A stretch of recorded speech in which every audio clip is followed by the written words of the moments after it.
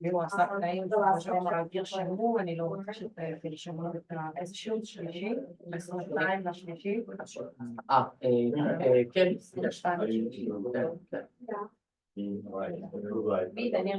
תודה רבה. כן, הייתי צריכה לצאת מוקדם, לאסוף את הילדים. בקיצור, הוא לא רוצה שנרשום את הקיק מהלוח, עכשיו אני אעביר מה שנקשיב אומר שבסוף הוא יפרסם את המצגת. טוב, אבל עשיתי משהו בכל זאת. תודה רבה. למרות שאנחנו פספסנו, היינו צריכים להגיד לו שפשוט יעלו כמו שהיו מעלים בסמסטר הזה, כל סוף שיעור.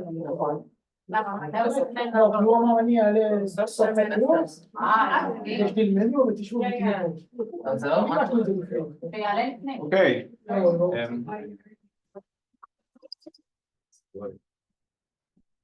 Hello, good afternoon.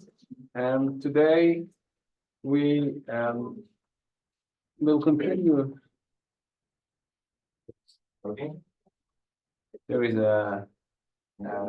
something there in the middle of the slide. But anyhow, today we'll continue the discussion we started last week about the challenges cyber technology pose to sovereignty, and then we'll focus on the main issue for today, which is neorealism, and we'll try to understand how what is neorealism. We started elaborating on this approach a few weeks ago, but there are some more aspects of the theory that can be discussed, and main question, as we do in other classes, is to what extent this approach is applicable to the cyber domain. So this again, a key question. If we'll have time, we'll also try to illustrate some of the ideas of neorealism in the context of the war in Ukraine, because Mearsheimer became a very famous figure in this regard, and he had some controversial notions regarding the reasons of the war. So let's start with the challenges to sovereignty. This is something we discussed last week, just to anchor our discussion. So there are some challenges in the domestic politics that the cyber technologies provide means for groups within the state to communicate, and this, for example, can be discussed in the context of the revolution in Iran, or the attempt of the revolution in Iran, but also in Egypt, and these applications, Facebook and Twitter, at that time were in use by the subversive organization. Also, there is the issue of distributing information, and information that can challenge the government, and it's not only for non-democratic state, but also a democratic state may suffer from this challenge. There is a long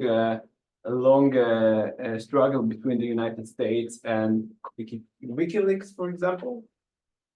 And by the way, there are also other kinds of challenges with other websites or platforms such as Wikipedia. And there is a big issue, for example, of China in trying to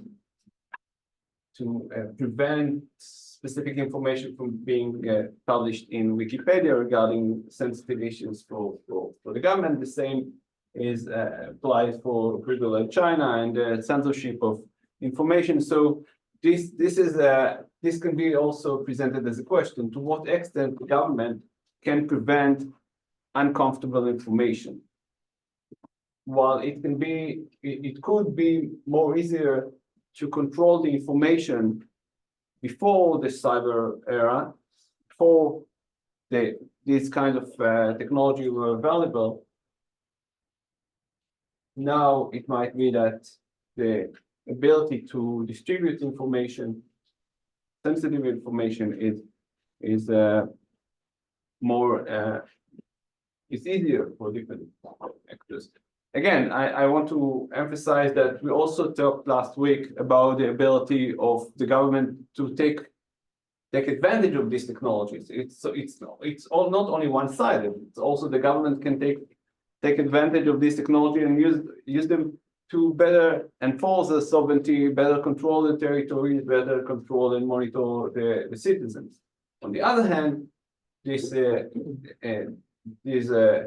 technology may challenge the government.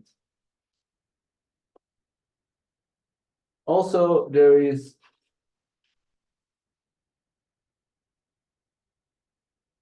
the disinformation operation, and this is also not only a domestic challenge but also international challenge, and we know it from attempts or campaigns of foreign governments to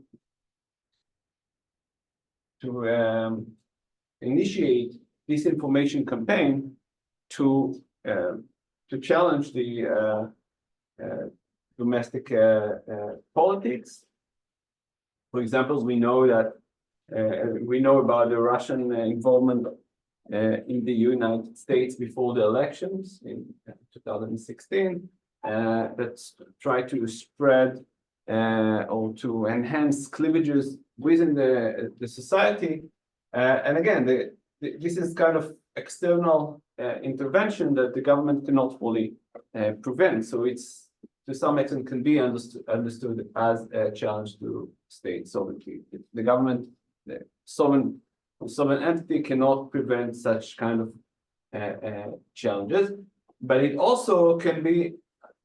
The point is that this information of operations can be initiated by foreign government, but also by domestic actors within the state, and they can be combined. They can take advantage of each other in this kind of situation. So it's also demonstrate another challenge that I will shortly discuss.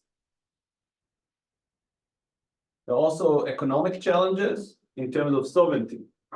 The government in the past allegedly could control the borders and control the trade of goods and services. It becomes much more difficult to do it in the cyber domain. So how you can control or verify the export, import of cyber technologies, of applications, of services that are delivered through the cyber domain. You cannot tax, or you cannot easily tax these services. For example, someone who is getting a service like copy editing services from someone abroad, or we use this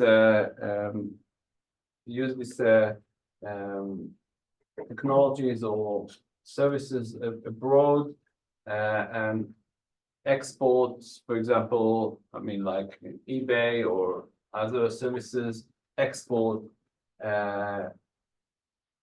some stuff that they produce and sell it to the post or by delivery companies.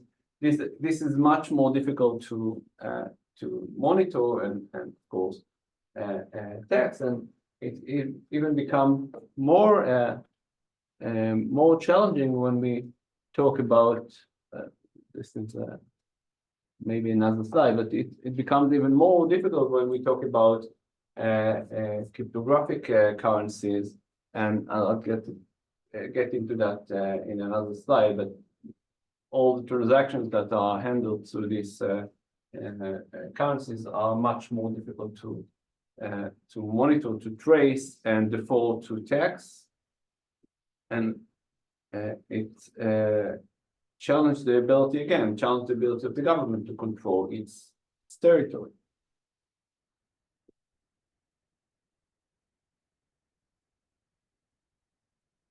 The point is that if so many states are challenged by cyber technologies, it may mean that not only states are the targets of the challenge, but also the state system.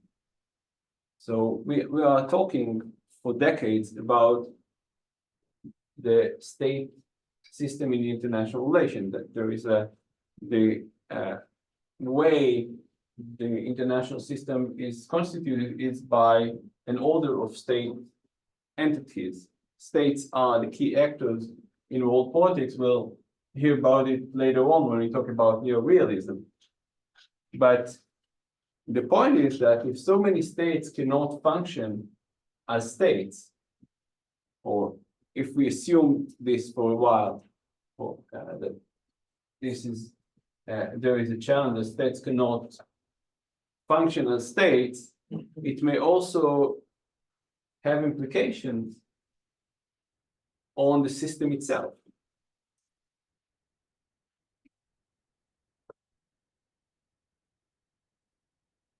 And all what we mentioned earlier are examples or challenges to that system. The control of information, economy, security, and so on. So this is one aspect of this issue. The second, and I think it is even more fundamental, is that the state system of sovereign entities is based on the ideas that there is a clear distinction between inside and outside. Right? There is the allegedly hierarchical structure of the state. Right? There is allegedly bodies that control the territory, that can provide security, that we can apply to in case of emergency and ask for help. Unlike the outside, the international system, outside the states, which we don't have such hierarchy, we consider it as anarchy, exactly because there is no hierarchy within this context. So the cyber, in many ways, challenge the cyber technology challenge the ability to distinguish between the inside and outside. There are not clear borders. Where is the state? Where is the outside of the state? And this, I'll elaborate on this further when we discuss deterrence, but this is exactly the argument that some scholars and experts suggested, that we cannot rely on deterrence in the cyber domain, because unlike the traditional domains, like the kinetic domains, which allowed this distinction, which allow the inside and outside, the cyber domain is in the cyber domain, there is a connection all the time. There is no distinction between period of peace and period of war. There is no clear distinction between our territories and the territory of the opponents. So their conclusion was that we shouldn't rely on deterrence. We need to move into another strategy of, for some of them, the solution was persistent engagement. We need to engage in the cyber, in the networks of our opponents all the time, in order to prevent challenges to our networks. So it's more of like an active approach, let's say, not a passive one. Yes, basically, yes. We need to invade into the networks of our opponents in order to defend from there. So it's there are two similar concepts in this regard. One is persistent engagement, and the second is defend forward. So we need to defend from the networks of our opponent. Again, there is a debate, but this idea illustrates the notion that there is there are no borders, there are no sovereign entity not fully sovereign entities in this regard, because we need to invade into the networks of our opponents in order to defend our territory. So the idea of sovereignty is not fully applicable. Of course, the problem is that if everyone will adopt this strategy, it's kind of a security dilemma. I mentioned it, and we get back to it when we talk about the security dilemma. But this is the part of the challenge here. But again, the challenge, and again, I'm presenting the debates. I'm not currently determining what is true and what is wrong, but there are some arguments that can be provided to establish the argument that there are challenges to state sovereignty, but the challenges to all states in the context of the ability to preserve the sovereignty may have implications about the state system, because the state system is based on the idea that we have sovereign entities, and if we don't have sovereign entities, it may challenge the idea that there is a state system. And lastly, it also intensifies former dynamic of globalization and transnationalism against dynamics. I mean, cyber technologies may enhance these dynamics, which also challenge the state, the sovereign state system. So we have a very global world in which all the goods and services are delivered from one area to another. There are no control of movement, and there are no borders. It's challenged the idea of sovereignty, or it makes the idea of sovereignty not very effective. Can you please come back? Yeah. The distinction between inside out, which can you please explain? Yeah, I think this was the time you entered the class, but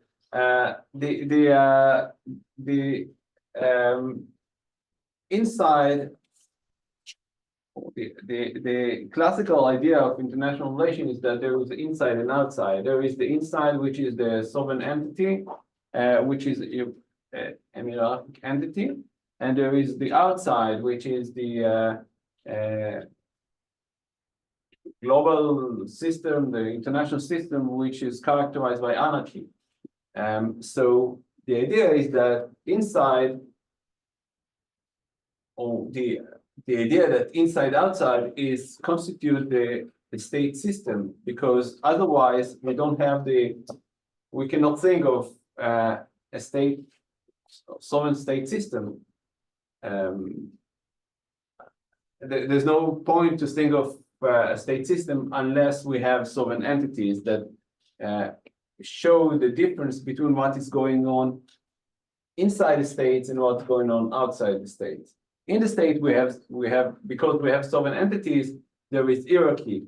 Outside it, there is anarchy, and what allows this to think like the point of departure for this kind of thinking is the idea of sovereignty. So if cyber technologies challenge this clear distinction between the outside and inside, it also have implications for the state system itself, not only for specific states that are challenged by cyber technology, but the system itself that is constituted by this idea.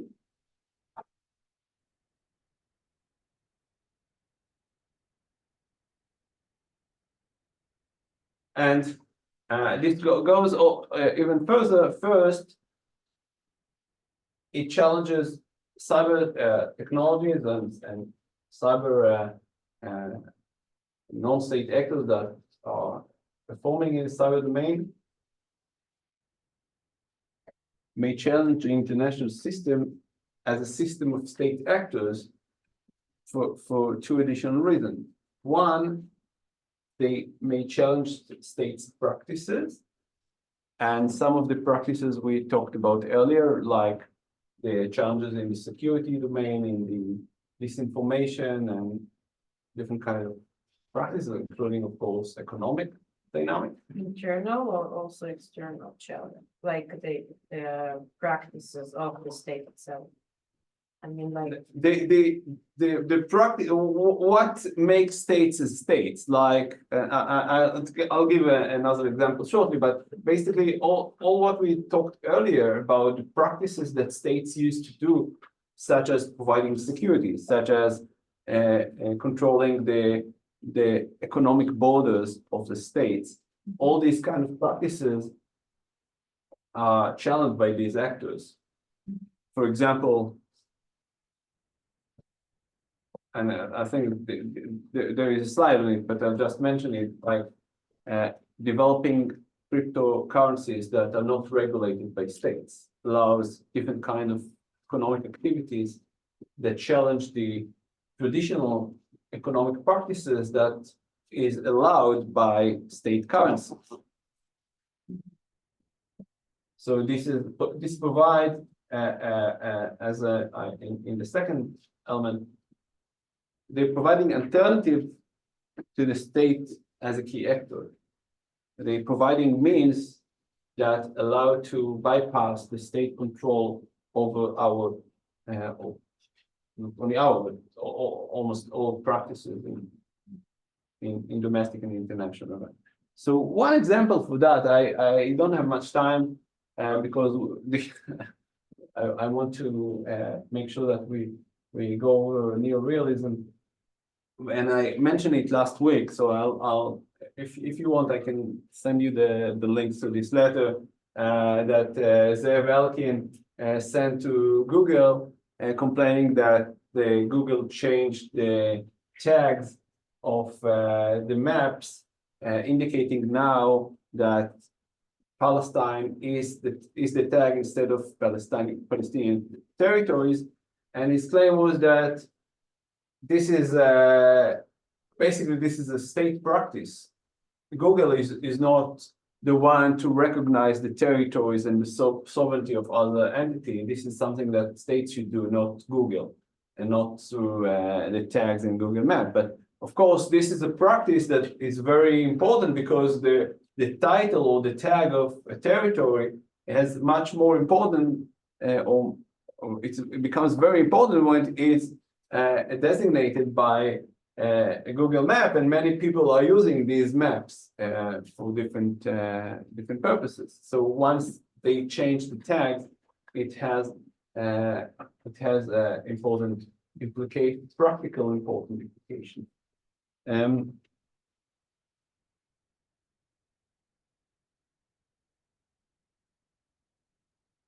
Another aspect of that is that cyber challenges states' monopoly over their means of violence. So there are a number of arguments that can be presented in this context. First, cyber technology challenge the idea of what violence is. I mentioned it last week when we talked about similar ideas, but what is violence? What constitutes an act of violence, right? So, of course, if there are physical harm or significant physical harm, it will be constituted as an act of violence, right? If there is a computer virus that paralyzes the computer in a hospital, and for this reason, some people will be will die. It's kind of act of violence. But the point is that in the kinetic domains, the act of violence usually had direct influences. So people were killed because of the act itself, not only by the implications of people are not being killed because of the change in the in the computer, but because some implications, for example, there was an intrusion into the database of the hospital, and they were able to change the type of blood in the system for the patient. And because of that, people died, but it's not direct. People were killed because of this intrusion, but rather because this had some implications of how they were treated. So there is a big question of what is violence, and it has a number of implications regarding what is allowed or not allowed to do. And I mentioned it also last week when we talked about the idea of war and what Thomas Reed had to say about this. Violence and the monopoly over the means of violence constitutes sovereignty and state. And this is a classical definition of violence, right? The monopoly or legitimate monopoly on the use of force is Weber's definition of sovereignty. So a sovereign entity is the one who has the legitimacy to use force.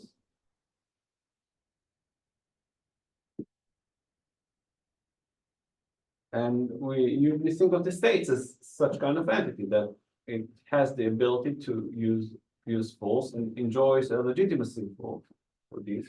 And I also mentioned that, and this is the next point, the cartel of state, that each other recognize their ability to use force in the territories. But cyber technologies and the cyber actors who can use means of violence is changing in the cyber domain, because very powerful actors or actors who can play in this gunplay of security are also non-state actors, who are actors who develop the most sophisticated technologies of defense and offense. So it is not clear that the state, even if now this obviously still states has a significant advantage over these non-state entities, but I can think of a scenario in which non-state actors have the most sophisticated technologies and can cause a lot of damage to states.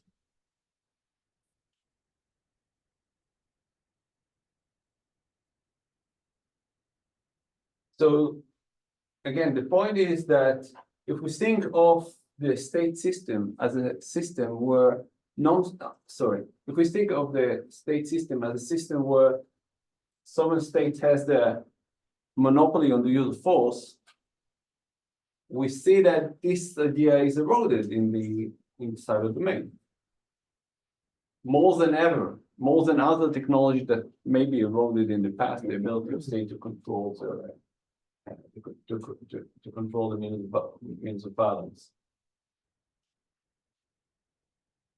And states has also difficulties in cooperating to continue enjoy the monopoly on the use of force. They are constrained in forming international regimes to regulate cybersecurity issues. They could much more easily, not that it was easy, but it was much more easy for them to regulate the security practices in the past than they could do today. Yeah, we'll talk about it when we'll discuss the idea of international regimes and international organization in cyber domain, but there are some basic difficulties that preventing states from cooperating in this. So what is the distinguishing difference that makes it a qualitative change with respect to past technologies I mean, in the context of let's say, the monopoly of the use of force? Why is it different than the gun or Yes, it's a good point, and I think I'm presenting it as arguments. I'm not saying that this is the case, but we can expect that as cyber technology become more sophisticated, it will they could be more easily used by non-state actors and with much more influence. I can think of AI technologies, for example, in this context. But you're right that the fact that states do not necessarily have the monopoly on the use of force is not new. And we also mentioned it last week that cozy states or failed states have always been struggling with difficulties in this regard. Right? They did not control the territories. But we see, I think, and this is the difference, that we see that today the states are much more or need to much more rely on these technologies, and the knowledge is not always in the hands of the states, but they are much more reliant on non-state actors for security. I need to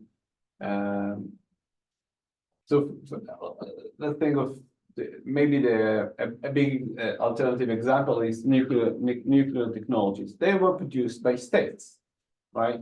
There were some subcontracts with different agencies and different actors that contributed to the development of nuclear technologies, but these technologies were developed by states actors. And therefore it was much easier to regulate and to control the technology. But the technology we have today of cyber is like a technology that cannot be easily controlled if you compare it to this kind of technology. So it's a strategic technology. It can, like AI, for example, is a strategic technology that can have a lot of impact on international security on the one hand, but the states cannot control its development at all. It can be developed by engineers in Google, Facebook, in different companies, and they may cause a tremendous effect on other actors' security. So I guess my question would be, how do you delineate, when does this incremental change become one that is substantive? Right. This is the key question in this. I don't have answers. I just can provide the idea. It will take time to determine the outcomes. And as I mentioned, it should be all, and I want to emphasize it in the context of what we discussed last week. This technology can be also be taken. States can take advantage of this technology to prevent this kind of. And there's the idea of China, for example, of cyber sovereignty. So it's not clear. I mean, these are basically two different dynamics that can be developed, and I don't know to say what will happen in the end. Whether we'll have a kind of state sovereignty scenario like China, the Chinese, or the Russian model that will spread over the world, or we'll have the non-state actors scenario like this one, that non-state actors will be so strong that we cannot think anymore of the sovereign state system as the idea that characterizes the international system. And these are why we have challenges, and also should be read with with Krasner, for example. We talked last week that and he used exactly his terms about the incremental change, that this is incremental, and as long as it is an incremental change, states may be able to address these challenges because they can adapt. But once the changes are rapid, something that, for example, be the result of a revolution in the AI technologies, for example. This can have a significant change on what we have, and so I mean this is the key element of, in my view, of the debate regarding the implications of these technologies. And the point, I think that if I summarize it, and it's not only about security, it's about security and economy and culture, and all this together, that not only challenge states and the state system, but also provide an alternative to the state system. So this is the key difference from what we had in the past. Because in the past, people had God. This could replace the state, but they weren't able to provide a very good alternative to the economic state system, the economic structure that the states provided with the establishment of state currencies. But the cyber allows to organize everything, and not only the cyber in general, but we can think of specific companies. I have a slide about it later on, but for example, Apple, you can pay with Apple, you can purchase some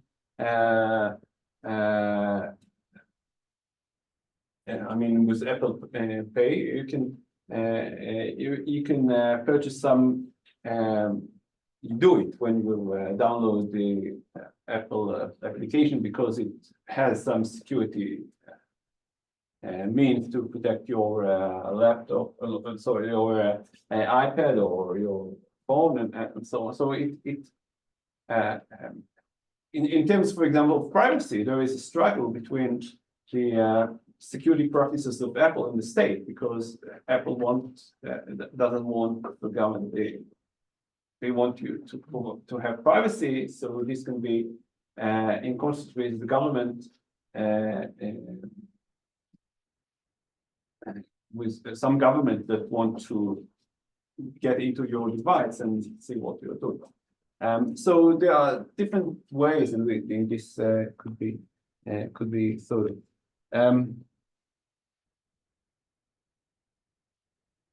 Again, cyber currencies. So cryptocurrencies, they can challenge the ability to tax, because it was much easier to tax and collect the tax when you use state currencies, because you need to cash it, you need to use your bank. At certain point of time, it will go to the bank, and then the bank can ask questions about from where you have the money. The government had access to your bank account, they can see what you're doing, and they have agreements with banks with governments in different states to monitor your bank accounts. So this is part of for example, the laundering regulation to prevent people to deliver the money outside the states and open accounts in different countries. So when it's not going to any bank and the money is stored in an application, it is much more difficult. Not that it is impossible, but it's much more difficult for the state to control and regulate the transactions. It's also, yes. But then do you think that like a possible solution would be to kind of like adopt these cryptocurrencies in a country's like currencies? Yes, so this is also goes to the fourth challenge here, and in my view, one of the ways that states try to handle these challenges is to immigrate to the cyber domain. So also symbolically, so we'll talk about it when we discuss deterrence. So adopting cyber deterrence strategies, despite the fact that it's not clear that they are working, was at least partly because they thought it could allow state to tell the same story that they are practicing deterrence to protect the citizen as they did in the past. The cyber didn't change anything. And the same would be like practices of adopting cyber currencies. And some states started doing it. And it's also symbolic. So it allows to address the symbolic challenge. And also, of course, the technical, so it's can be much more regulated than the private organizations' currencies. I think the Chinese have issued a digital renminbi. Yeah, there are a number of countries. There are different ways in which it can be done, and there's also relate to another dynamic, which is getting rid of the call it physical money. How do you say it? Like you don't have banknotes or coins, but all the money will be digital. And it's one of the idea was that it will allow to fight laundering, to fight crime, regardless of cyber. But just so this is another means to address this issue. It's also limit the ability to state to monitor states' performances, because we regulate states and we monitor states' performance by the GDP, right? The GDP is based on state currencies. So if the cryptocurrencies will become more prominent in transaction, it will become more difficult to monitor the performance of states.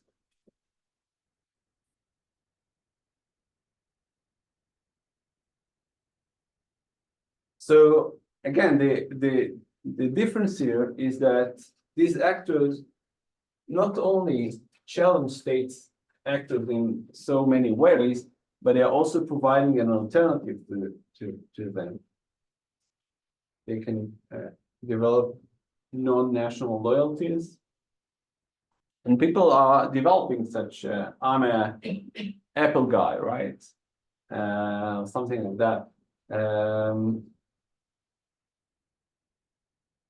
But it can be in the future much more sophisticated loyalties that will be based on these technologies, like communities, international communities that do not need the physical location. Okay, that today our main affiliation, or one of our main affiliation, is based on state country we are living in, and it's of course based on borders and territories and so on. But we can think of alternative scenarios, alternative actors who provide identity, provide loyalty to which are not based on territorial affiliation at all.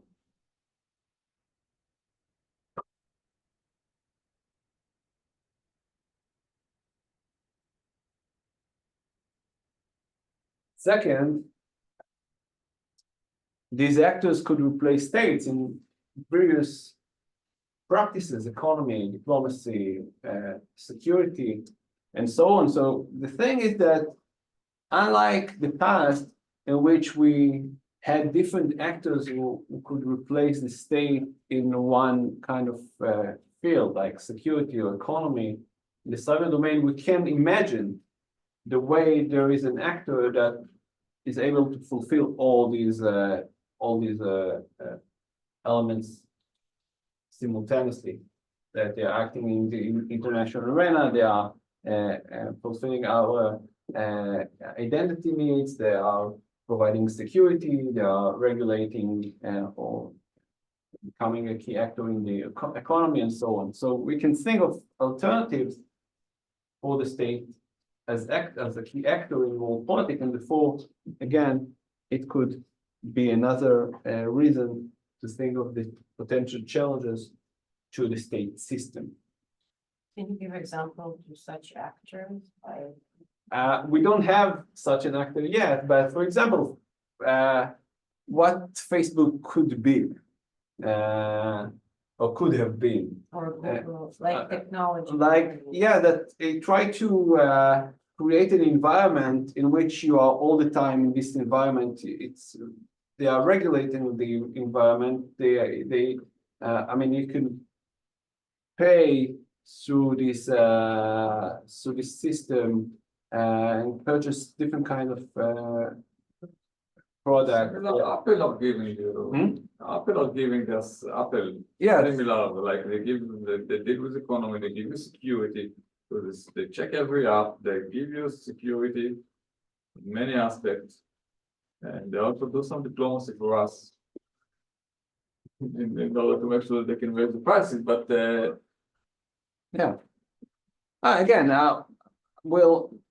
they also give us the ability to access to many other places inside the domain. So every place where you go, you can log in with a Google account or with Apple, so they can give you kind of certificate or But passport. yeah, the question is to what extent this could replace the attachment we have with the state.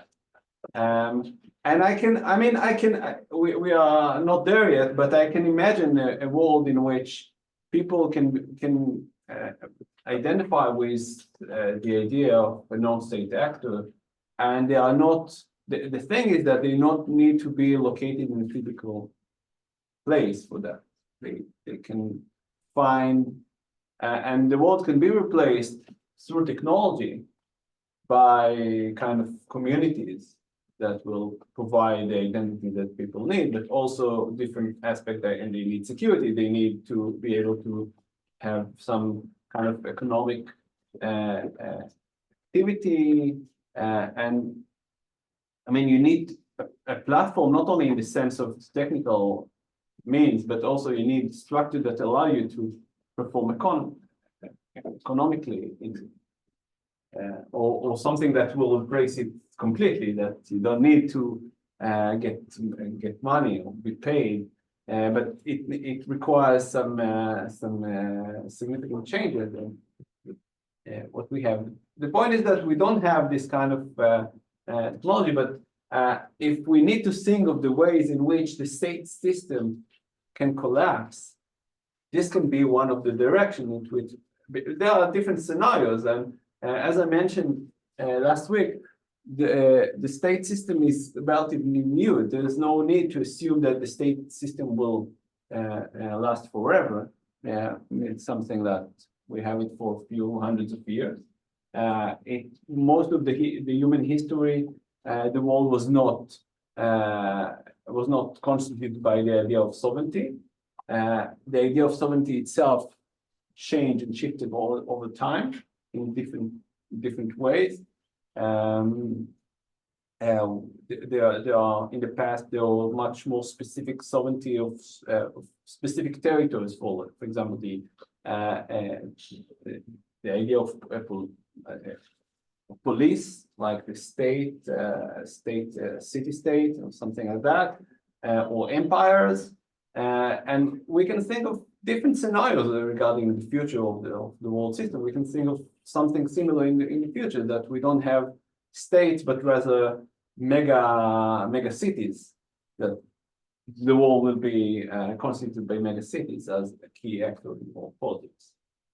And there are good reasons to assume that this can be the shift will face in the future. But I mean, not that it's going to necessarily happen. But another kind of scenario is that non-state actors will become more prominent as significant political entities.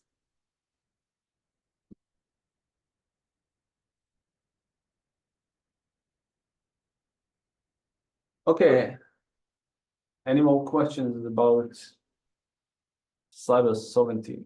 Do you think that you could argue like this process of people becoming more loyal to something that's not the state could also, it could be organic, but it could also be accelerated by other states, targeting other states. Somebody could probably argue China is using technology and social media to further separate the people in the United States or other like enemy countries from allegiance to this state and undermine the authority there.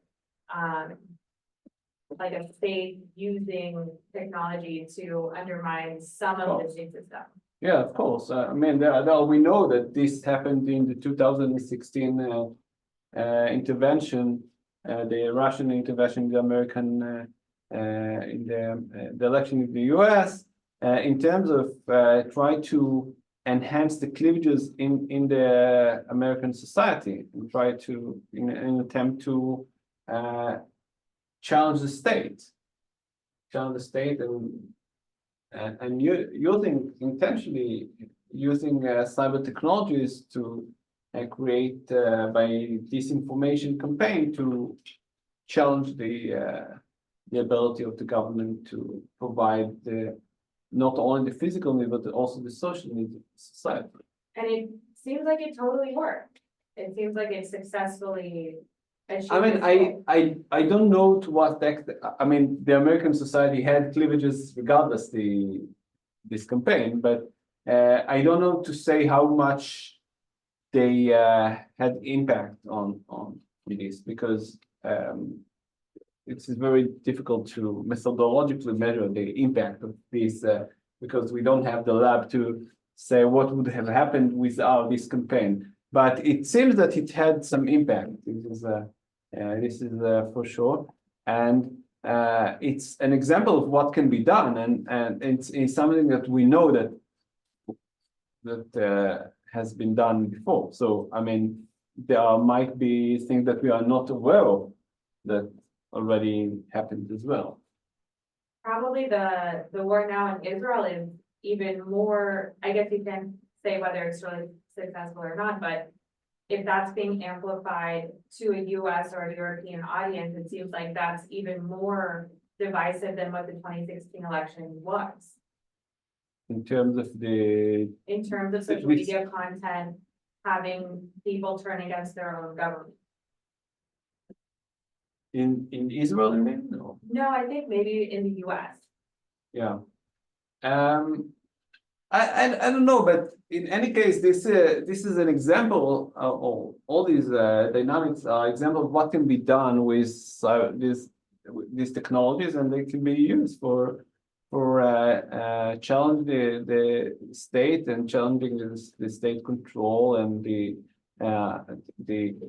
identity of the states and spread to enhance cleavages in society. So all of these are kind of challenges or dynamics that states can take advantage of in order to enhance their interest.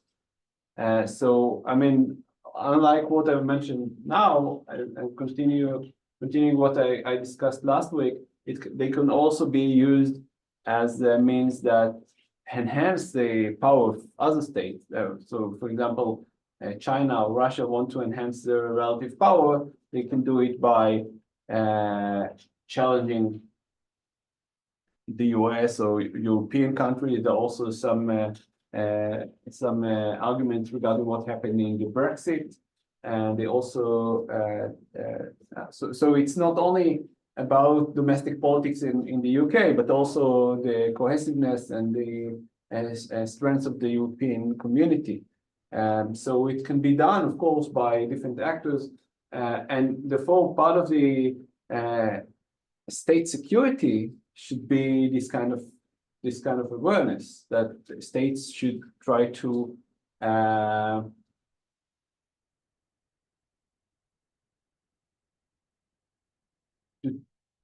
have intelligence about such attempts to try to prevent and block these kinds of attempts, which is not very easy because it's especially in the democratic state that there should be like open society and people can have the right of speech. And sometimes the damaging information is true. So what can a state really do if the information that they're calling disinformation is really just inconvenient? Yes. So this is a very challenging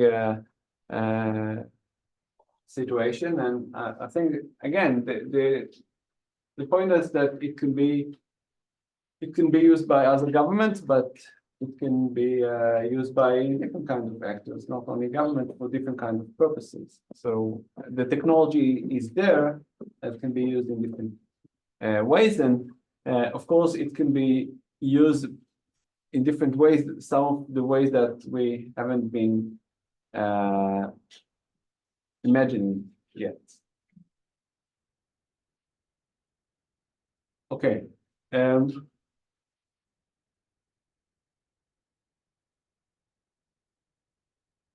So let's move to neorealism.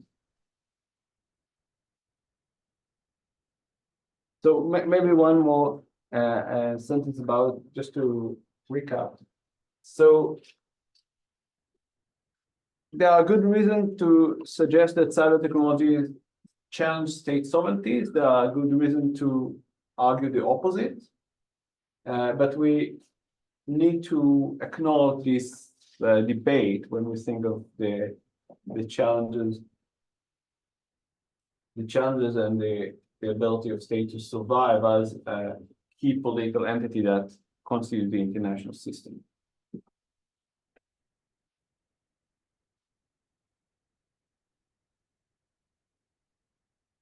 Okay, so neorealism, and it's neorealism, not realism. Neorealism is a structural approach that assumes that international system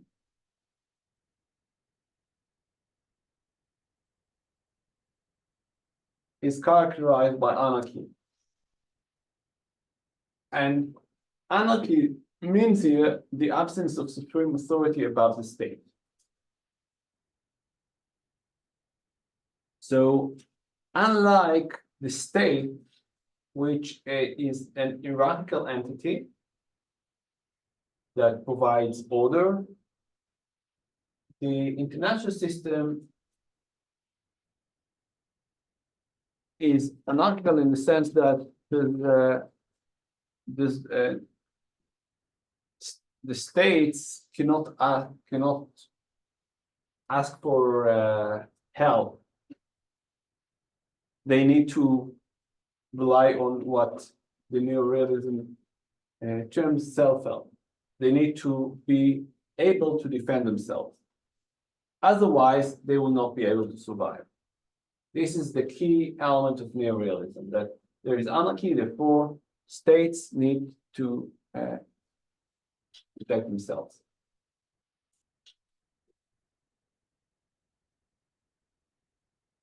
And therefore, power is a key element of all politics, because the way to survive and to do good self-help is to be powerful.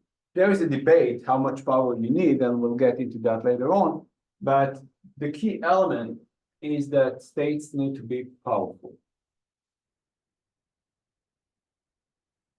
And the importance of power in world politics is another characteristic of neorealism.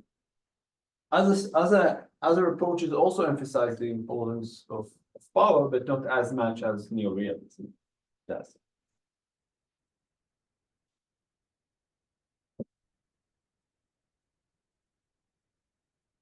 So there are two main debates within neorealism. One is what we discussed, I think, in the first class. Second, when the state system is stable, when we have a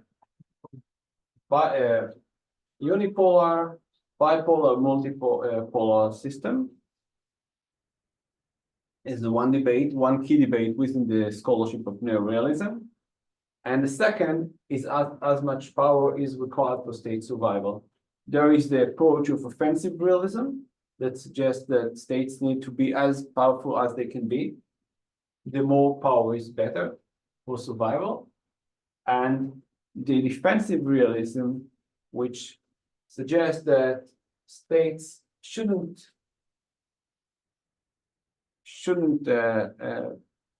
acquire as much as power as they can have, because this may challenge other actors, and therefore they need to rely on sufficiency. They need enough power to protect themselves, but not trigger the security of other actors. So we discussed this issue, unipolarity, hegemon has each of these constellations have empirical example. For example, unipolarity is the structure of the world system after the end of the Cold War. We see the United States as the hegemon, and we see it as a period of stability. Stability, according to neorealism, is not the absence of war, but rather the absence of a war among the great powers. And of course, almost by definition, it's difficult to have such a war in a hegemonic period of in a hegemonic system, because there's only one great power. All the other are much less powerful than it. But we can see, according to some scholars, we can see wars in which there is a challenge to the hegemon. The hegemon may be replaced by another actor, or the system may be changed. There can be an actor who strives to be the hegemon or try to replace the previous hegemon, and there can be a war about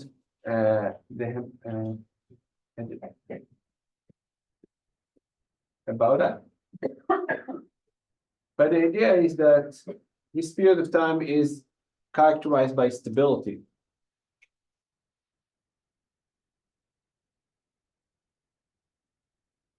Hegemon can force stability and cooperation by providing public goods, decrease incentives to cheat and limit free riders, and help to coordinate action and meet their challenges. So the idea is that hegemon has interest all over the globe. Because of its position, it has interest in any part of the world, and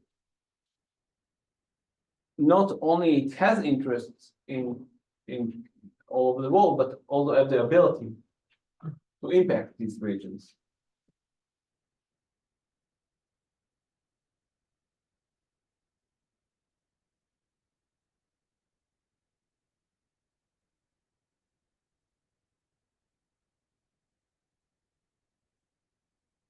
So hegemon, for example, may be benefited by the fact that the other regions are quiet.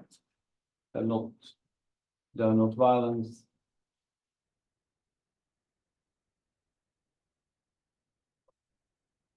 And as I mentioned, the hegemon is also powerful, so it can deter actors from initiating war and coordinate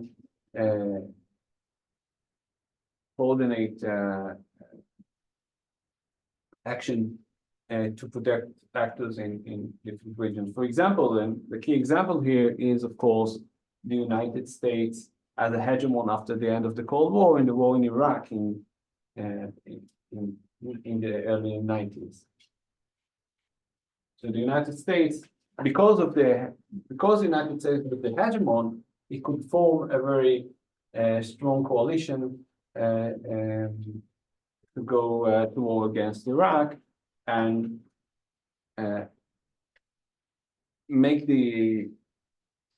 force Iraq to move out from Kuwait. And in this way, the United States could preserve the norms of the international system, right?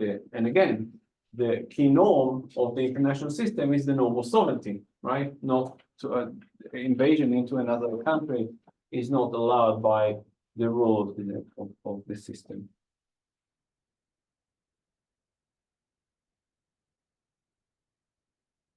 The second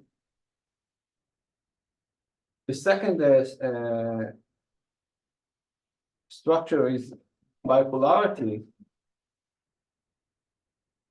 like during the Cold War. And the idea is that in a bipolar system, there is a tendency in the system to create two blocks. This is not necessarily, I mean, some neorealists suggest that it's a kind of a deterministic process, but it's not, I mean, conceptually, it's not necessarily that we'll have two blocks. We can have, for example, the United States, the Soviet Union, and all the other actors in the world form another block, right? So we don't need to see it as a bipolar.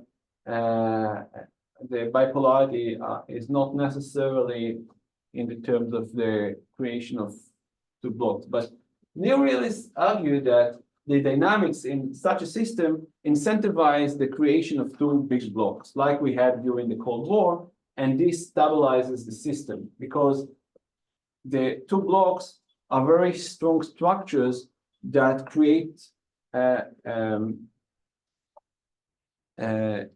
certainty for the actors. You know who you are, you know who is your enemy, and therefore there are incentives within these blocks to help each other within the block against the alternative, against the opponent.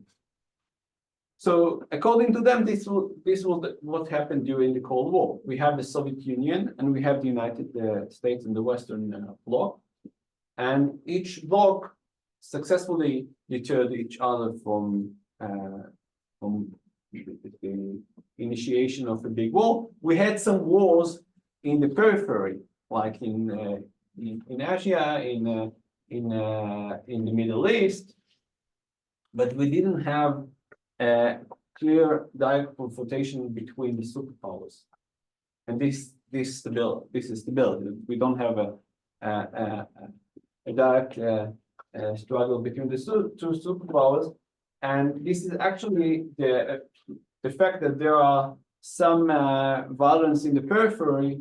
According to the neorealists, it's good for the system because it allows to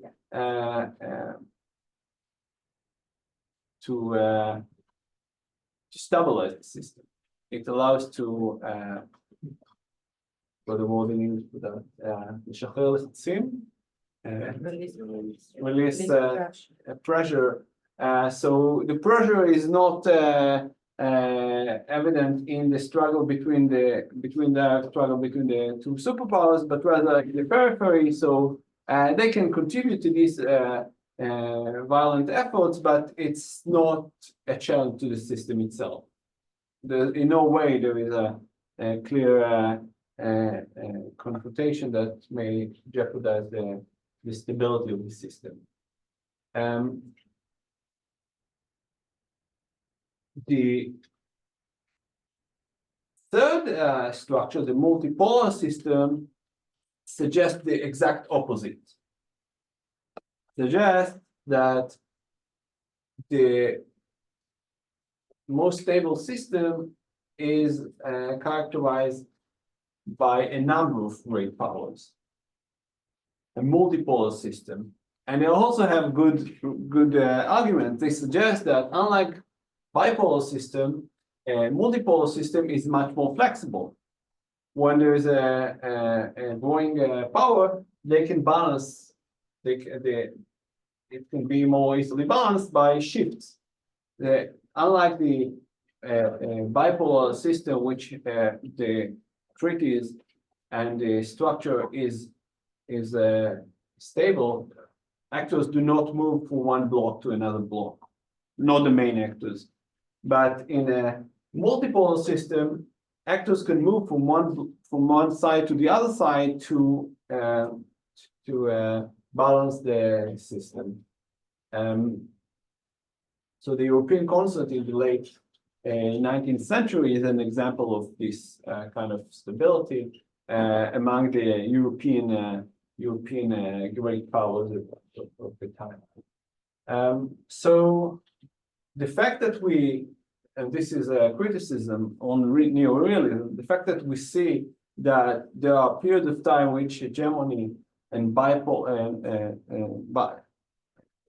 unipolar system was the most stable system, and the period of time that bipolar system was the most stable system, and periods where multipolar system was the most stable system, may imply that the balance of power does not explain stability at all, right?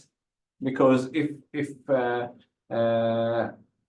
we have different values of this variable that lead to the same outcome, it might imply that this is not the reason for the stability, or at least we need to take into account additional factors that allow this stability in different kind of structures. But this is one of the key debates within neorealism about when the system is more stable. And again, what is important here is that they focus on the balance of power, because the two other elements of the system are constant. The anarchy is an assumption of neorealism, and the self-help is also an assumption of the neorealist scholars. This is not changing. The only thing that can be changed is the balance of power.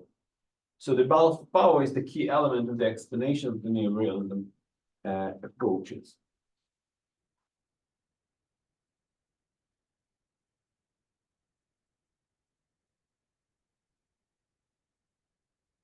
The second big debate within neorealism is between offensive realism and defensive realism.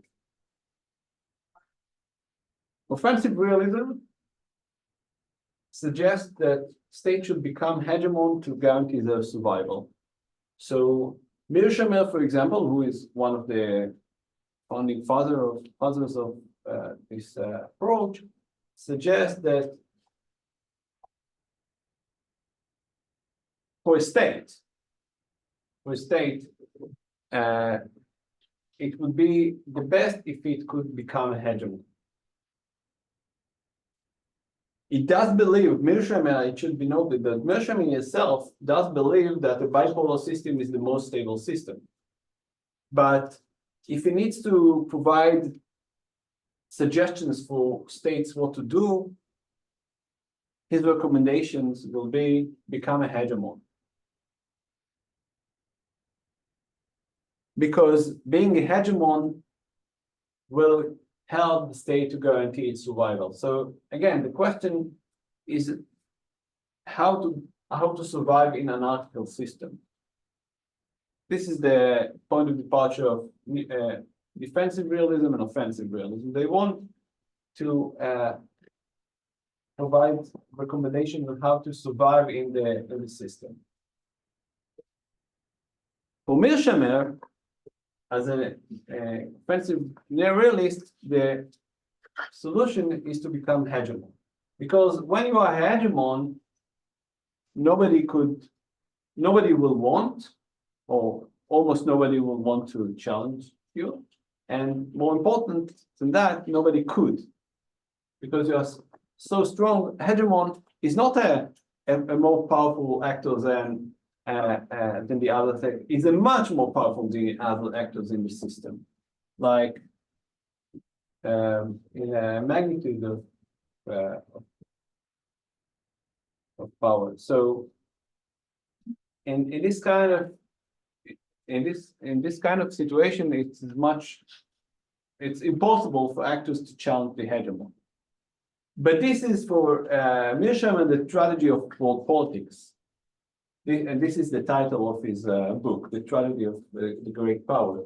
Because even states that doesn't have intention to change the status quo, they are satisfied with their borders and territories. Even these actors will need to become hegemons to survive. But this is the tragedy, because a state that doesn't want to change the territory, satisfied with the territory it has, should acquire as much power as it can have.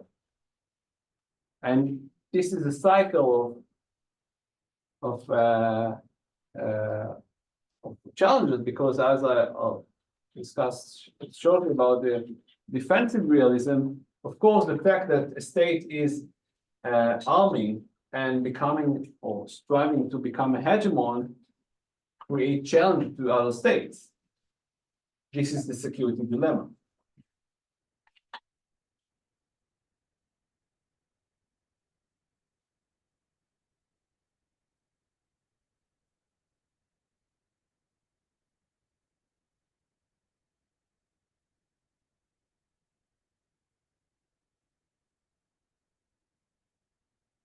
Okay, skip this for now. So the second approach is defensive realism. According to defensive realism, too much power is also dangerous because of the security dilemma. So a state shouldn't strive for maximum power, being hegemon, but rather to hold sufficient amount of power that allows it to survive, but not more than that. So in practical terms, it's very difficult to know what amount of power a state needs. But the idea is that a state shouldn't get as much power as possible, but rather enough power to survive, but not inflicting challenges to other actors in the system.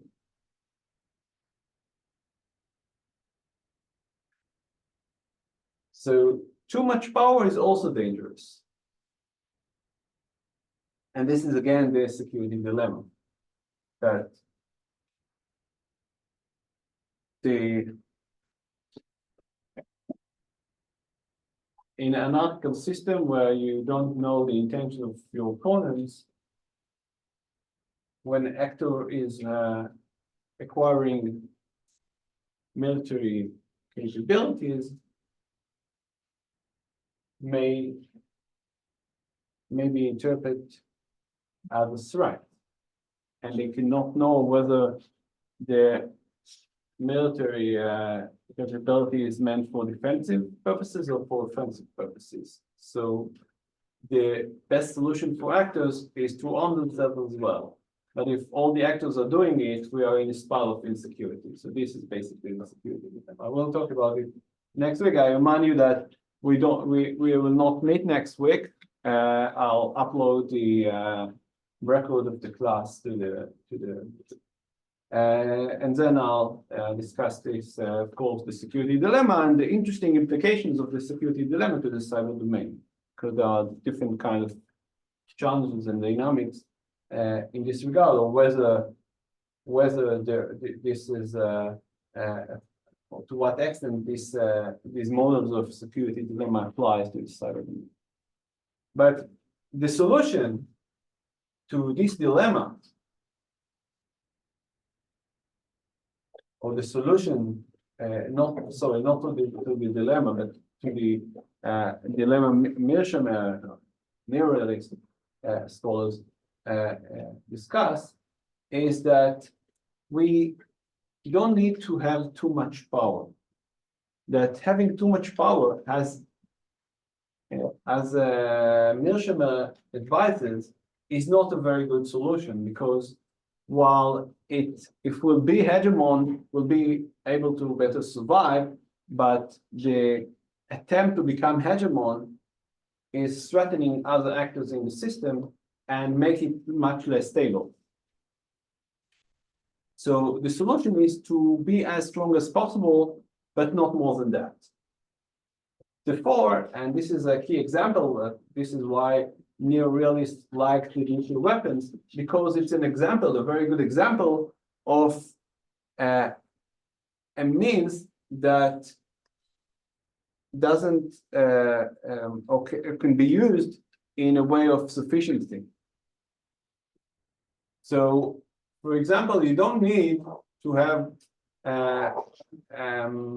you don't need to have all the nuclear warheads that you could acquire. From some point of time, acquiring more warheads doesn't increase your security, right? Because if you, I mean, this can be debated how much you need. Again, like we talked earlier, it's hard to know how much exactly you need, but conceptually, you can think of the amount of weapons you have that inflict a great cost for your opponent, so deterrence could work. So the idea is that you don't need endless amount of warheads, but rather you need a certain amount of warhead that could inflict a destructive cost for your opponent that will convince the opponent not to initiate the war against you. And this is how they termed it during the Cold War: sufficiency, that you have a sufficient amount of power to deter your opponent, but you don't need more than that.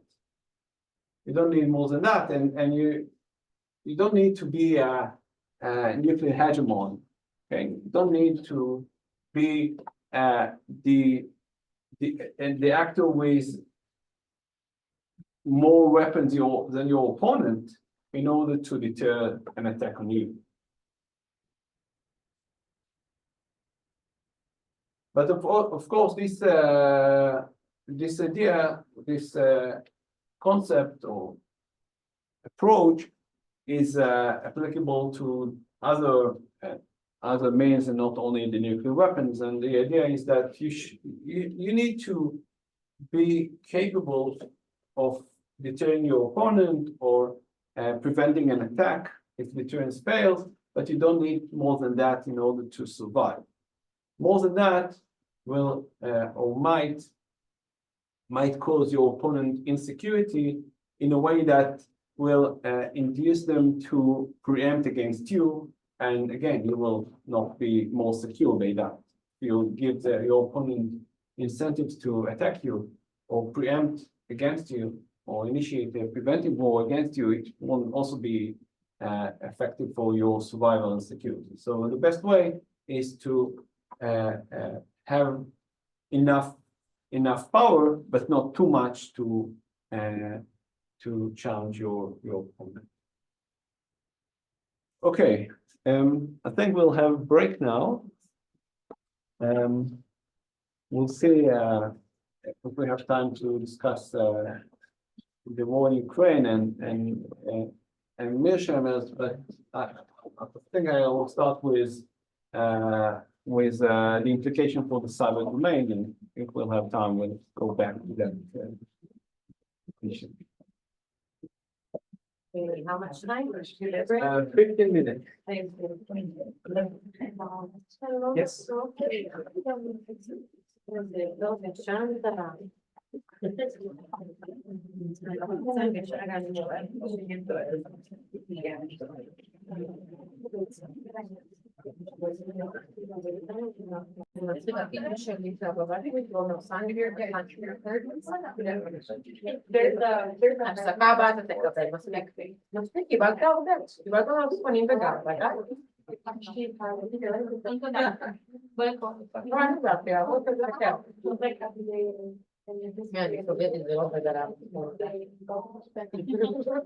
Okay. If you again, like in the previous meetings, sign your name. תגזים.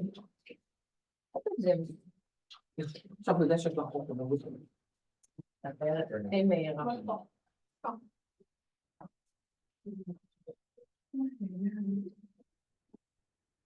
So let's skip for now Milshan and the war in Ukraine.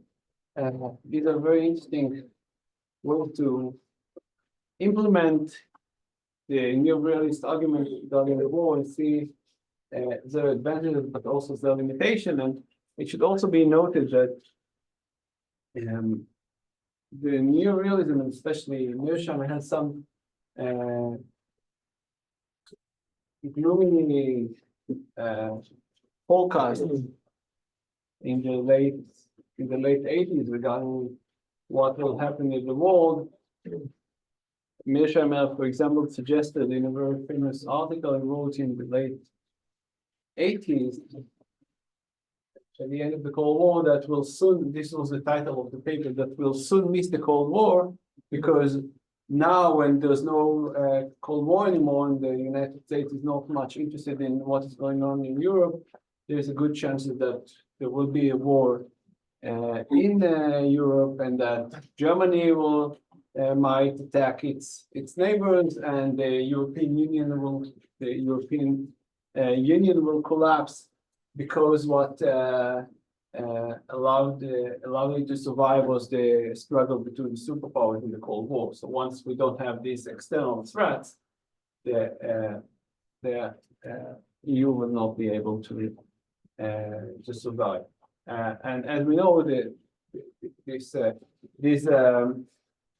forecasts were falsified, and the EU not only survived but also enhanced since the late 80s. He was right in his forecast about that there is one of the sources of tension he suggested we need to consider is between Russia and Ukraine. So at this point he was right. Okay, so if we want to think of new realism and implement new realism in the context of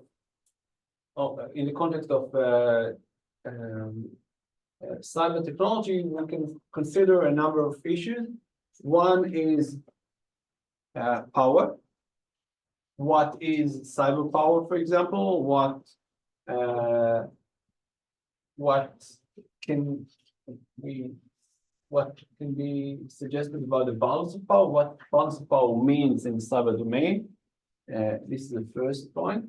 And second is the question, if we rely on Mearsheimer's idea of the tragedy of world politics, whether these dynamics can also characterize struggle among actors in the cyber domain.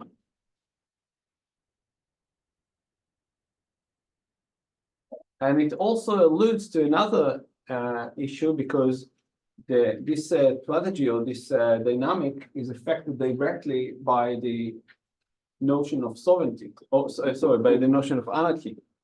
So because there is anarchy, actors are required to protect themselves and need to rely on self-help. But if there's no notion of anarchy, and anarchy is not characterizing the cyber domain, maybe we can think of different other dynamics.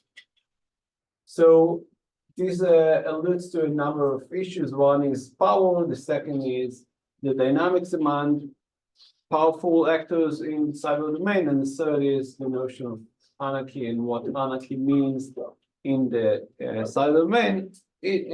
Element that were discussed in the second paper I sent you to read of Craig and Valeriano.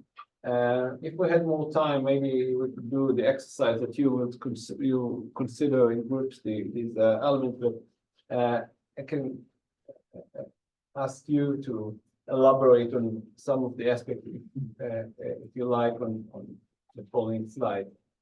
So one element that they consider in the later chapter is that cyber domain lacks effective global institutional governance.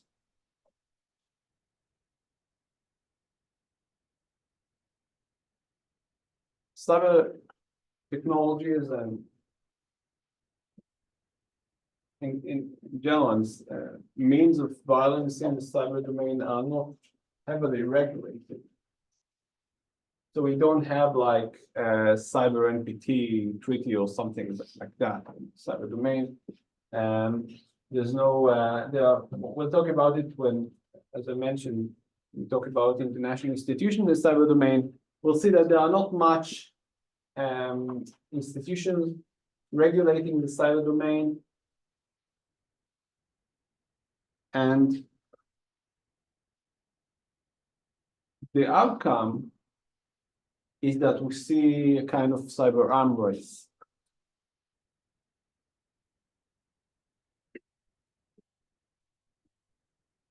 And this requires maybe another point to emphasize. Neo-realist scholars do not see international organizations as independent actors. Why? Because they represent the interests of the states. Exactly. They are these institutions manifest the power and interest of the great powers. So this is why we have the NPT, because it was the interest of the five great powers in the 60s. And because they were great powers, they could also force this agreement. This is the neo-realist argument. It's not the neoliberal argument that suggests that institutions have their own power.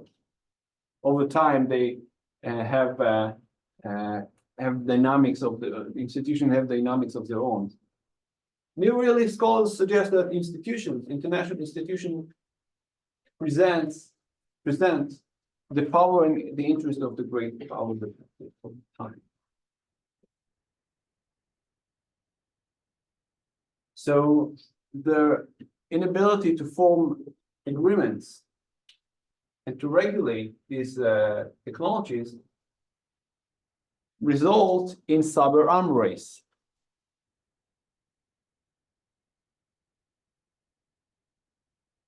And this is a classical dynamic in international security when actors are arming or your opponents are arming, you need to respond with similar means and acquire similar capabilities.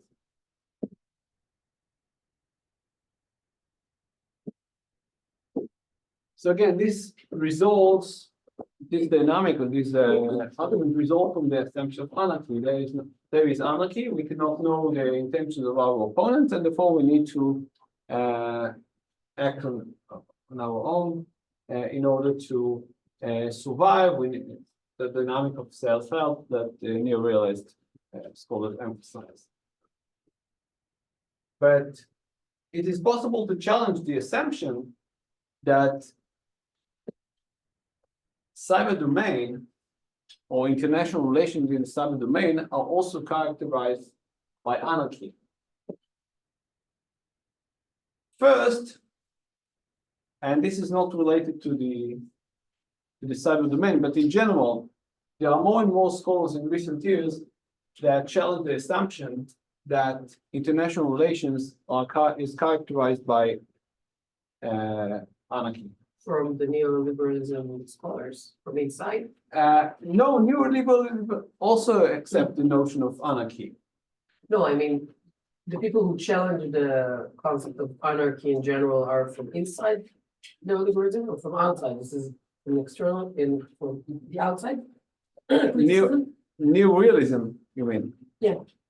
Sorry. Yes. Yes, this is outside the neorealism assumes that there is anarchy. So this criticism is outside from outside of the neorealism approach, but also from outside neoliberalism, because neoliberalism and neorealism both assume that there is anarchy, as we'll elaborate on later in the course. Neoliberalism suggests that there are effective ways to mitigate the negative influences of the anarchy, but it doesn't make the system hierarchical. It's still an anarchical system. So these scholars suggest that we can see different kinds of hierarchies in the international system. Political hierarchies, gender hierarchies, economic hierarchies, and so on. So the assumption that the system is anarchical is not necessarily true in general.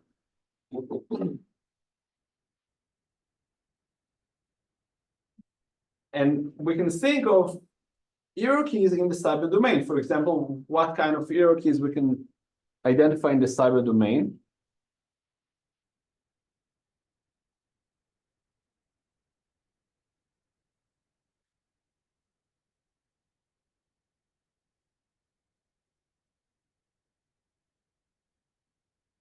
Those who possess technology and the subsidiaries that are buying the technology from the owner of the technology. Okay, so there's a For instance, Android, and then everybody's buying the right to build their application on Android, and the mobile company, cell phone producers are buying this technology to install it onto cell phones. yes.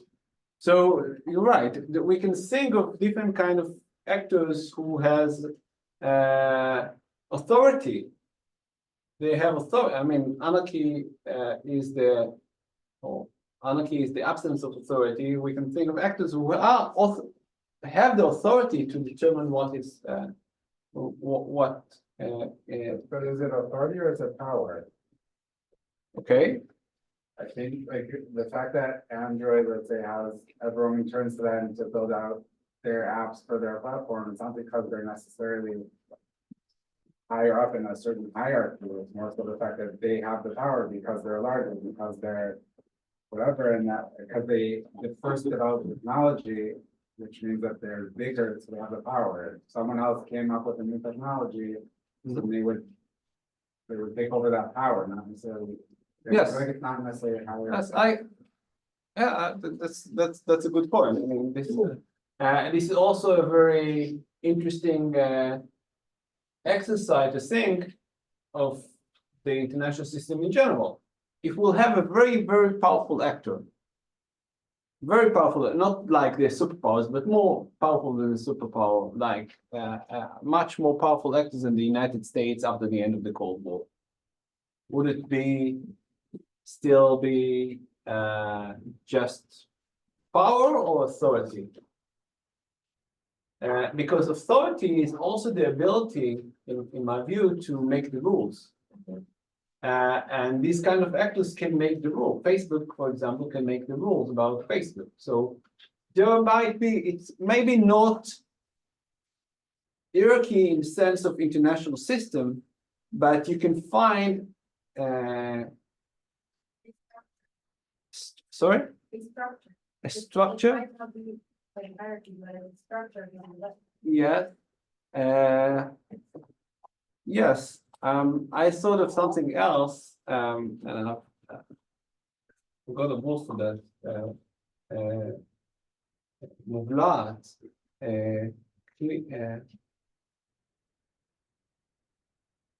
do you say mublat? You can leave it in a sentence. Enclave. Enclave. There is an enclave of authority within the cyber domain, right? Like Facebook is kind of an independent actor that can make the rules for the actors who use Facebook. And it's global in the sense that this is not restricted to a specific territory. Of course, it is also affected by the power or authority of China.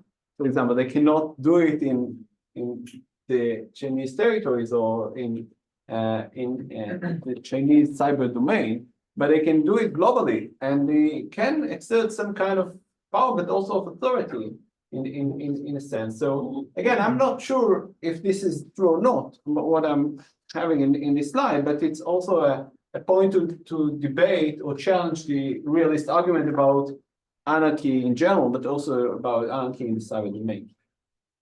Yeah. I also wanted to ask you then, we talk about the cyber domain about something whole as one, we call it cyber domain as something one.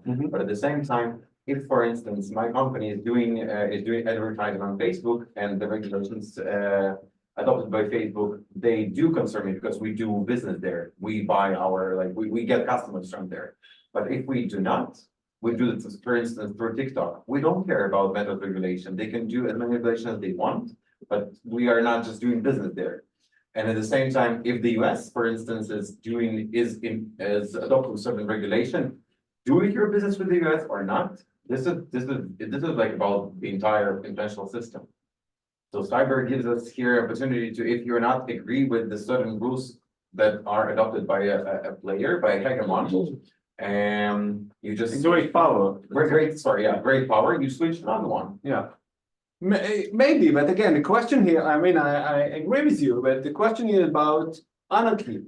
And anarchy is a characteristic of the system, of the international system. So, for example, if this is true, we might suggest that there are enclaves of authority or hierarchy that are not part of the international system, which is maybe still anarchical.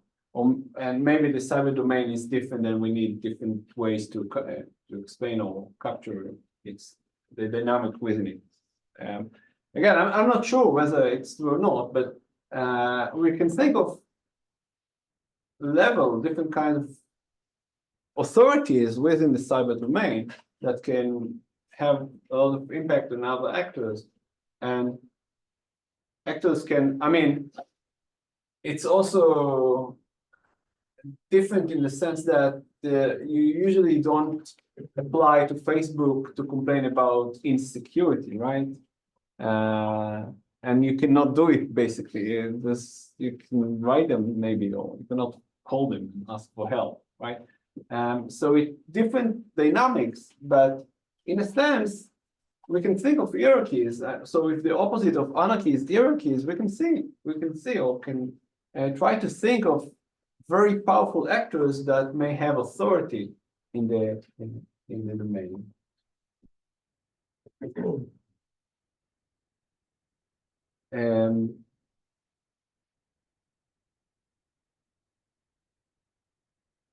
And again, it also alludes to the question of the state power and the state ability to regulate. And so the interesting thing about this is that some suggested or some envisioned the cyber domain as an anarchical place, right? Like in terms of like a chaos, that there's no rules in the cyber domain, that everything and anyone can do everything in the cyber domain. But this is not exactly true about this domain, right? This is not a chaotic a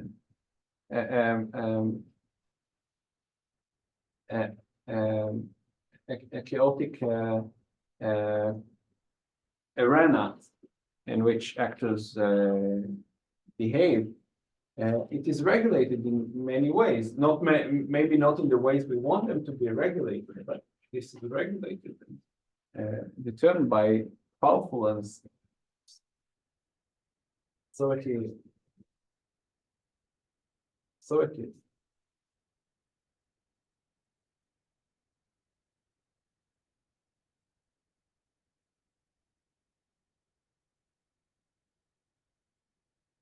Second, the question of power. According to Craig and Valeriano, although there is no theory of cyber power within the realist literature, realism offers a framework to think about the distribution of power between actors and how this relates to conflict. how this helps us to understand the cyber domain. What basically they are arguing in this regard. And again, we need to look at the states as the basic units, and the struggle between states. Nothing changed. Yes. Exactly, nothing And changed. it's inside the, Exactly, nothing changed. So this is also what we, if you remember when we discussed the paper of Erickson and Giacomello about the different approaches in international relations and the connection between technology and neorealism. This was basically the argument that neorealism see the state, see the cyber technology as another source of the state. So we can still think about the distribution of power and the balance of power with the framework of neorealism, which explains how the balance of power explains actors' behavior.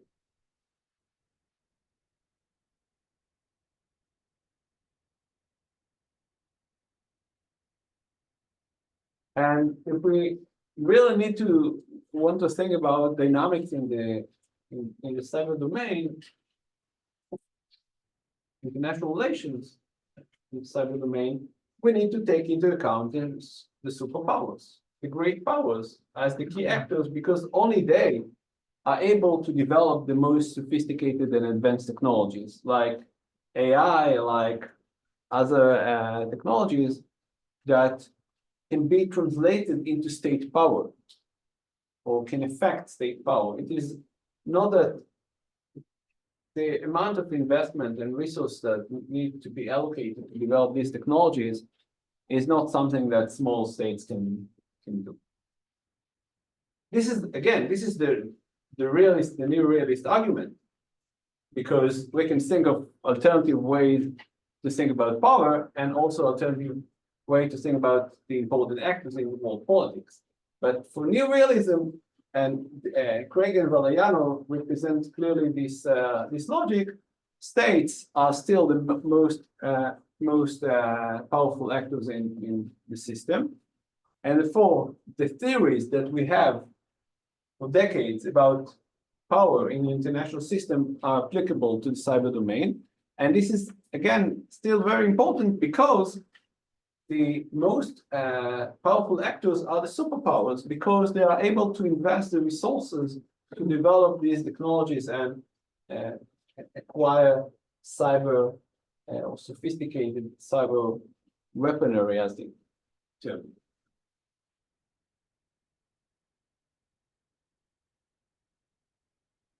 However, they acknowledge themselves that states are not the only powerful actors in world politics. They are maybe the most dominant actors, and they can also be maybe debated, or maybe it be debated better in the future, but we have different kinds of actors in the cyber domain that are very powerful actors. And the question is almost how we measure power. What is power? Basically, power, what is power in general? What is the definition of power? Ability to make someone else do something. Exactly. To make someone to do something that otherwise he wouldn't do, or she wouldn't do. So power is not necessarily material power or hard power. It can be different kind of power that non-state actors may also have, and even have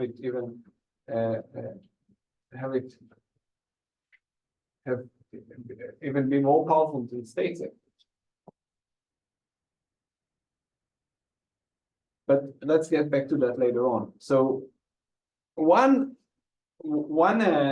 challenge is that there are not only states who are the powerful actors in the system, and second, powerful actors need to rely on cyber technologies, and therefore they are vulnerable.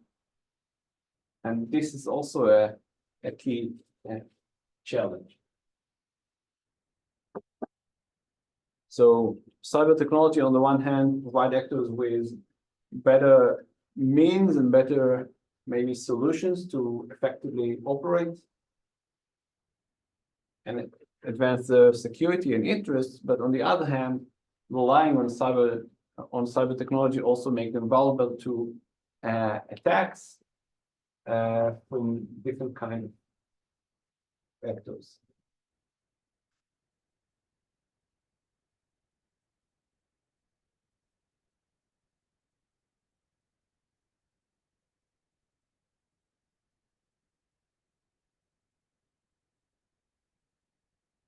Second, as I mentioned, we can distinguish, and this distinction is, of course, suggested by Joseph Nye, the distinction between hard and soft power. Hard power is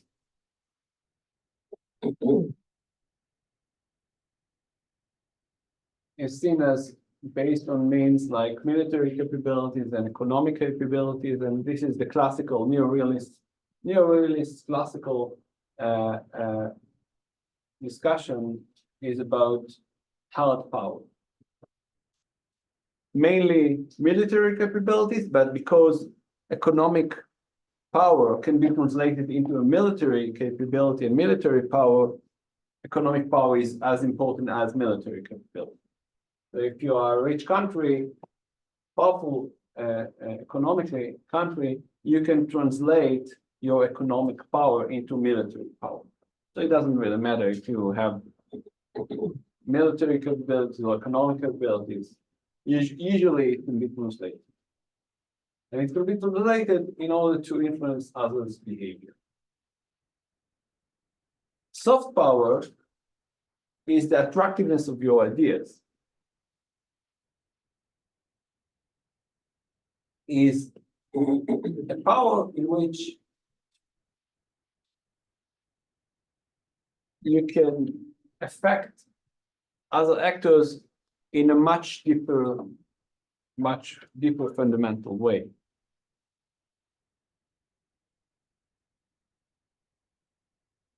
So actors can use soft power in the cyber domain. We see it not only in the cyber domain, but of course we can also see it in the cyber domain. It's not an element of power or characteristic of power that neorealist scholars are focusing on. In addition, there are different ways to think of power. Power is not only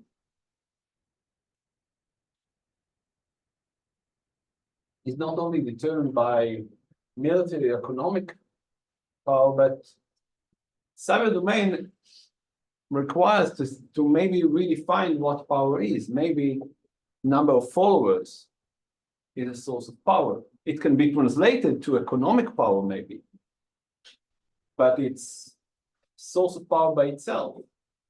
Or in a similar way, connectivity, that you are highly connected, that you are a hub and highly connected is also a source of power. All these elements point to the fact that first, states are not the only powerful actors in the system, because these kind of powers like soft power or connectivity or followers, or you can think of other ways to define power, is something that non-state actors have and maybe have better than states. This is one.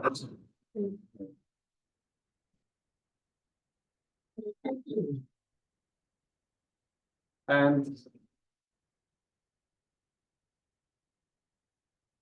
the second, and related to that, is that the AI revolution may have or may take this further by creating much more powerful entities that we haven't seen yet.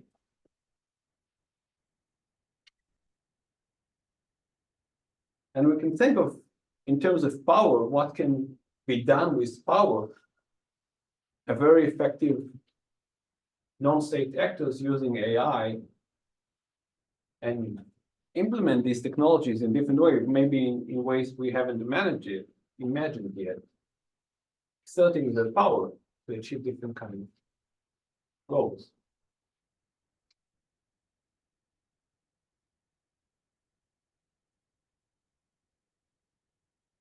So the realist view of power is kind of limited in this sense because it captures only the hard element of power, but it's not covering all the other aspects of power that actors can exert.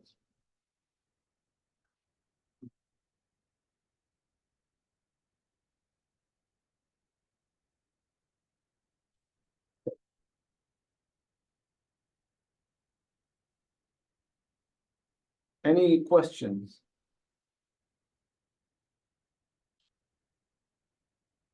So I could have the time to show you the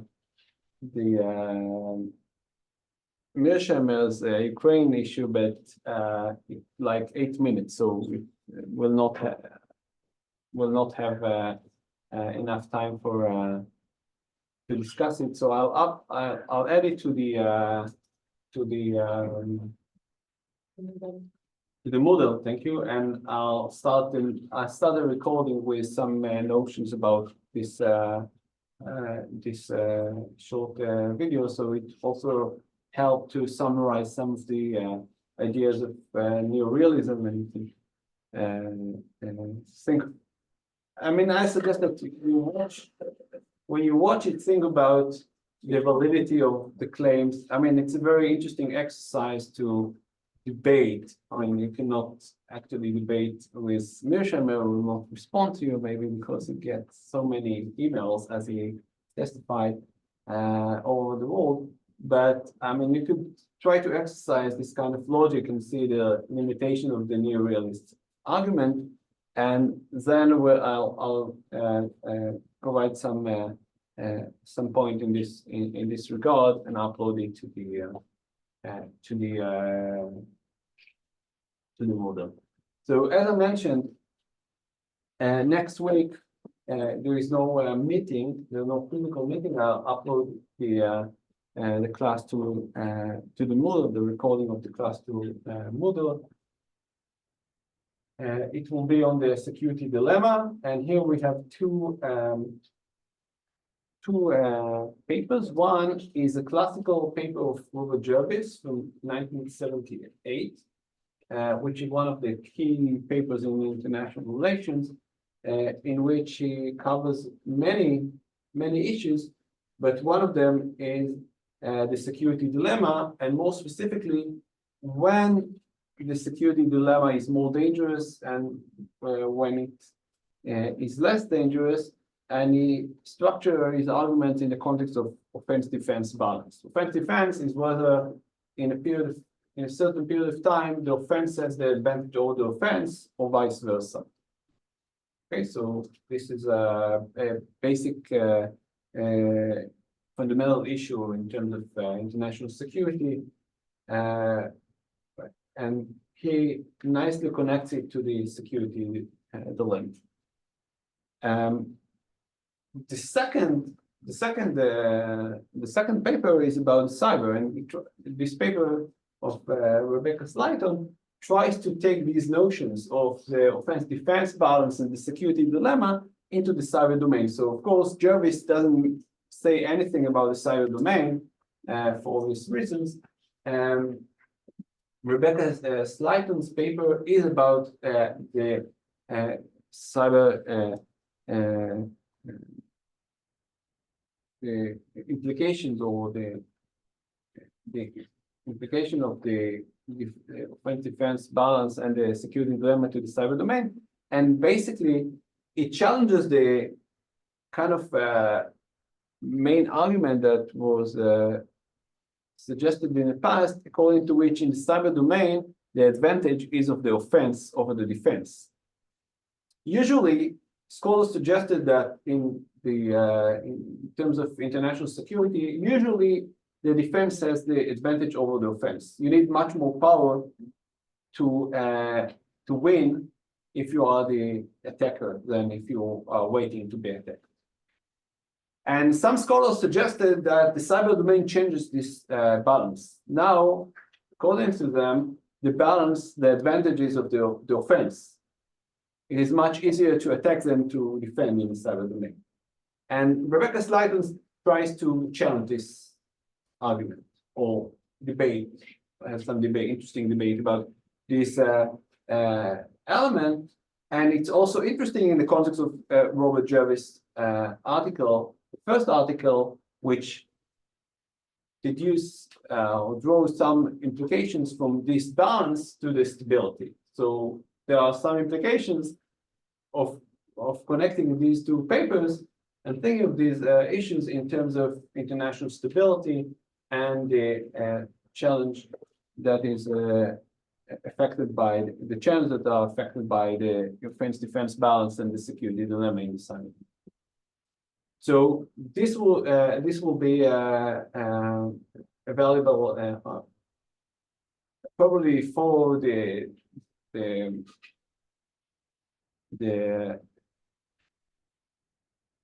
next Tuesday, because I mentioned I'm departing to a conference, so I'll be on my way on Tuesday. So I'll probably upload it before, so you could, but you can watch it wherever you prefer. Hopefully before the next so we'll meet again on April 9. And then, if I'm not mistaken, we'll discuss the issue of international regimes and international cooperation. That's all. See you in 2 weeks. Thank you.